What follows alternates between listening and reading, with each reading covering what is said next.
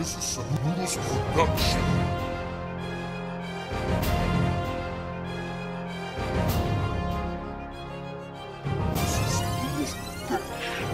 Alright, what's up? What's going on, guys? Captain Monk here. This is episode 15 in my series called Road to Gold. In this series, I take every primary weapon from level 1 to 31 until I unlock the gold camouflage. And once I get the gold camouflage, I get a gameplay with it, but on the road there, because this is Road to Gold, of course, I collect clips with different proficiencies, attachments, and camouflages for you guys' viewing pleasure. In this episode, we're taking a look at the CM901 assault rifle. Now, before I get into the weapon stats, guys, I have a quick announcement about how often I'm going to be uploading this series from now on. In my last Road to Gold episode, I asked you guys how often I should upload these, and majority commented once a week, and I'm quite glad because twice a week would be insane, and I do want to get this series done before not Month 4. Imagine if that actually was released. Holy Christ. Black Ops 2 is actually what I have to say. So I hope to get this series done before Black Ops 2 is released. So I think one a week is plenty. So that's going to be doing from now on, guys. And I'm going to try to upload one of these every Sunday. So if this is uploaded on Monday for you guys, keep in mind that I am in Pacific Standard Time, which is really far behind most time zones, especially people from Australia. You guys are like a full day ahead of me, so keep that in mind before writing comments such as, "This is not Sunday, it's Monday." It's my Sunday, not yours. So yeah, just keep that in mind, guys. So yeah, let's get right into the weapon stats for the CM901. The CM901 assault rifle is unlocked at level 18. It is a fully automatic assault rifle, dealing 49 to 25 damage, meaning that at close range you will get 3 bullet kills, and at a distance you'll get 4. The CM901 deals the slowest rate of fire of all fully automatic assault rifles. It shoots faster than the MK14, Type 95, and M16, but considering it's a fully automatic weapon, it is the slowest firing fully automatic weapon in the game, at 666 rounds per minute.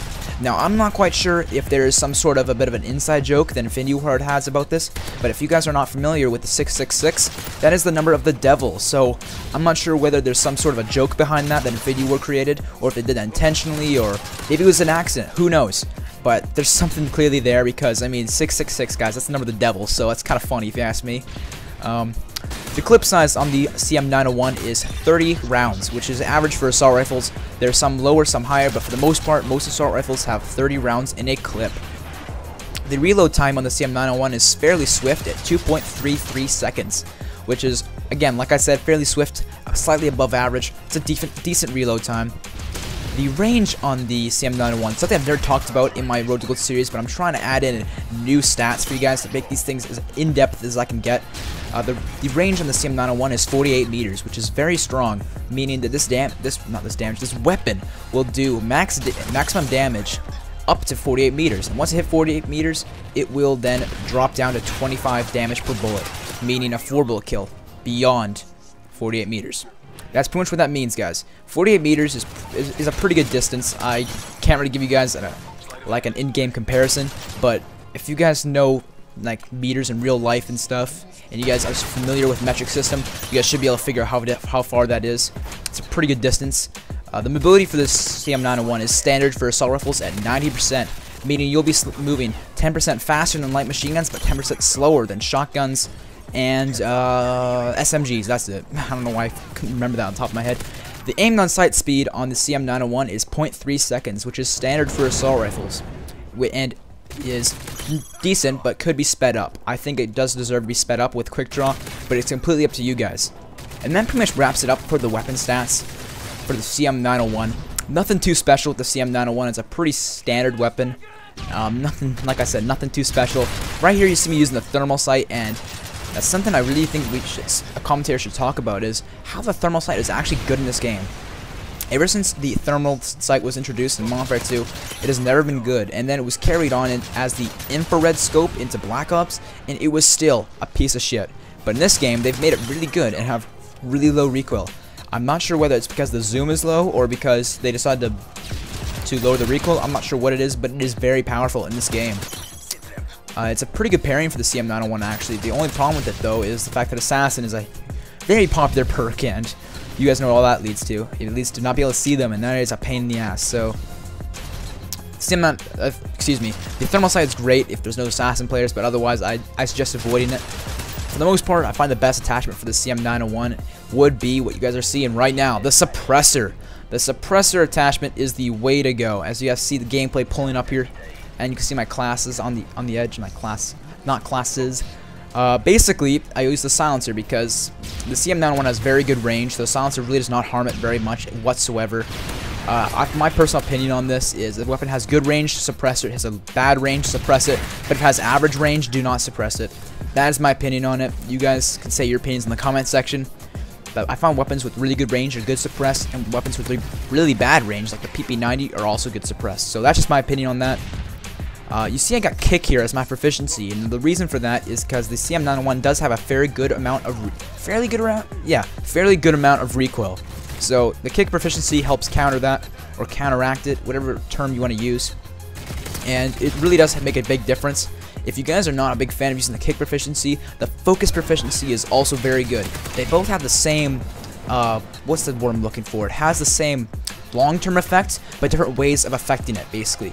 Because kick lowers your recoil, so what? You can stay on target, right? What does focus do? Focus reduces view kick. Why? So you can stay on target. They are the exact same thing, just different ways of doing it. Stability, same thing. Reduces reduces idle sway. Why? Stay on target. All three of those things are pretty much the same idea, just different ways of basically expressing it. Now you'll notice in this gameplay that I'm actually doing this gameplay on the map Resistance, and if you watched my last Road to Gold, it was on Resistance as well.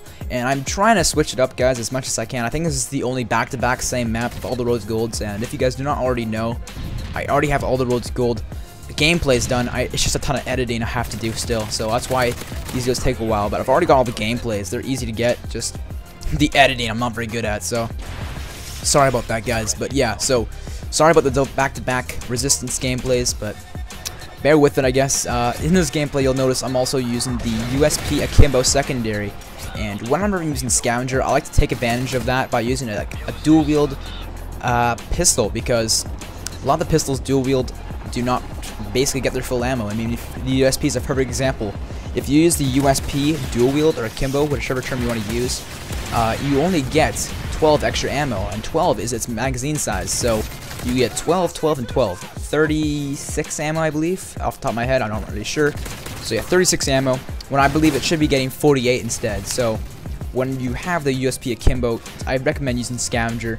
And Scavenger is also pretty good on the CM901, especially when you're trying to get a gameplay and you don't want to run out of ammo, because this episode's all about the CM901, right? So it wouldn't make sense to have half your kills with a different weapon. So that's why I use Scavenger. Scavenger's a great perk. It's my favorite tier 1 perk. After that would be Sleight of Hand. My second tier perk here is Quick Draw. I use Quick Draw because I found that aiming on the sight quickly on the CM901 was a big help.